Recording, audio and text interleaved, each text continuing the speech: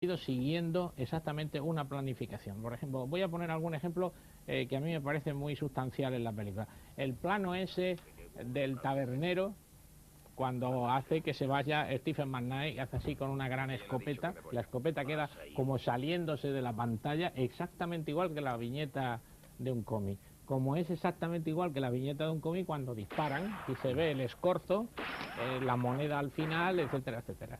Entonces yo creo que esta estética del cómic, esta compresión que tiene la película, y que tú has hablado de ello al principio, que va al grano, va constantemente al grano, está de alguna manera forzada, y no lo sé, estoy inventando, está forzada por la escasez de tiempo y por la necesidad de rodar 4 películas en un año.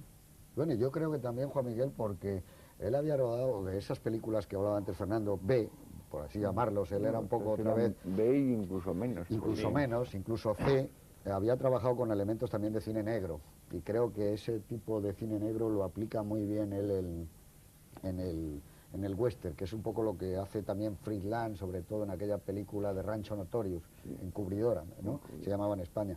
Eso creo, la sequedad, la concisión, se lo da también haber trabajado en esas condiciones, aparte de lo que tú dices, de que evidentemente ha tenido que rodar a lo mejor pues en un, no sé, en un periodo de tiempo de 5 o 6 semanas. Sí, a lo yo sumo. creo, quizá José Luis, que ese factor es más importante. Fernando antes comentaba que no se habían visto, además casi en España, las películas anteriores de Anthony Mann. Pero yo he ido logrando con el tiempo ver bastantes de esas, y no las más famosas, sino no Timen y estas cosas, sino las más miserables y pobretonas, de las cuales hay una muy curiosa, por cierto, con Eric von Stroheim. Es que la he visto, sí. Y la verdad es que la mayoría son muy buenas, y hay un par de estas policías, Railroad, por ejemplo, que es fantástica, y que tenían una concisión absoluta, mucho mayor todavía, claro, y ahí sí que se notaba la falta de medios como impulsora. Pero yo creo que es un elemento de formación que lo traslada a esta película, que yo creo que es una película que no es pobre, y que es una película probablemente rodada con más tiempo, probablemente de ese año, a lo mejor medio lo empleó proporcionalmente en esta y el resto para las otras tres.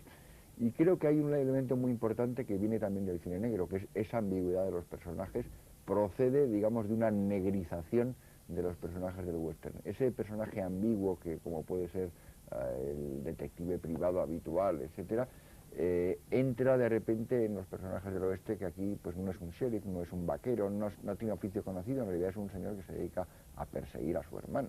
Yo creo que en esa caracterización del personaje central debió influir mucho la concepción de Borden Chase, porque si pensamos en Río Rojo, la relación entre John Wayne y Montgomery Clift en la película, y el personaje de John Wayne en general, y el de Montgomery Clift también, tienen ya están ya marcados por una ambigüedad y por una huida del esquematismo que en principio se podría atribuir al género, ¿no?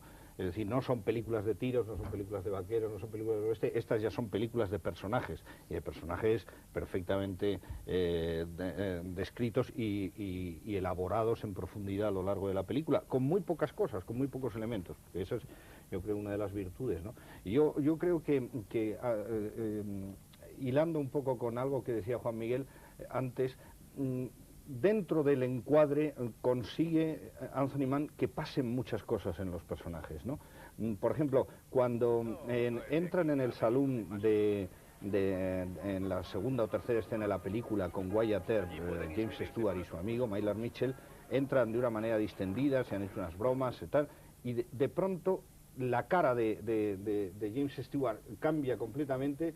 Pasamos al contraplano y descubrimos que está ahí Stephen McNally, que acaba de echarse la mano al cinto, James Stewart se la ha echado también, y ahí hay un momento de una violencia tremenda. Pero la primera vez que eso ocurre dentro del encuadre, ¿no? Es decir, sin cambiar de plano, ni de situación, ni darnos la motivación por fuera, Anthony Mann consigue ya contar varias cosas en un mismo encuadre, ¿no?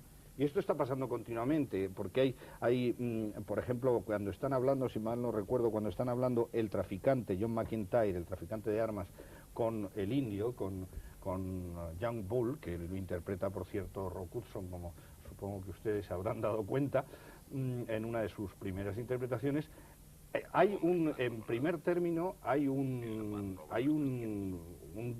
conversación, un diálogo muy importante y muy denso, Sin embargo, hay un segundo término que está contando todo el tiempo en una especie de contraluz muy bonito con un indio al fondo, ¿no? Es decir, hay siempre en la imagen hay distintos elementos que están jugando a la vez y que están aportando cosas sobre esa imagen, que la iba yo a mencionar antes, es una imagen típica de cómic.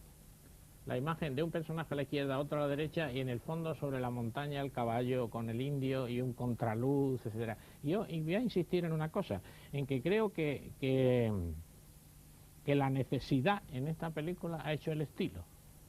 Porque no resulta... no me resulta creíble que sea premeditado ese estilo.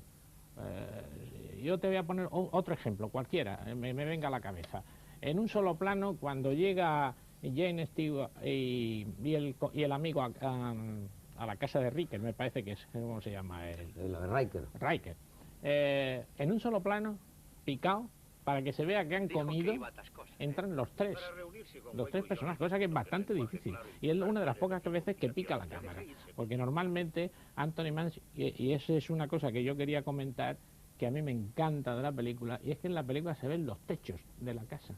Normalmente la cámara está muy baja, como cuando los dos bandidos esperan a Jane Stewart y le atracan para quitar. La cámara siempre está muy baja. En este caso la pone alta para que se vea que han terminado de comer y que se van a marchar, y utilizan un solo plano la comida, la marcha y la salida, y entran los tres personajes.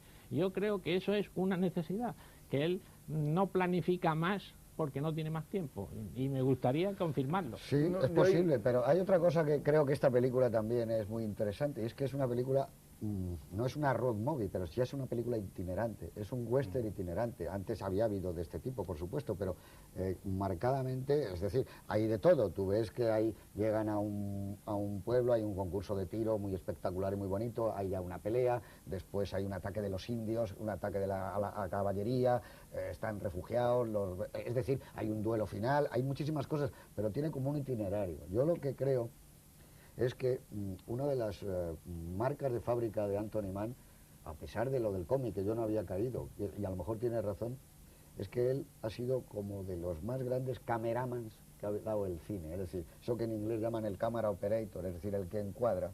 Yo creo que como él encuadra, ha encuadrado muy poca gente.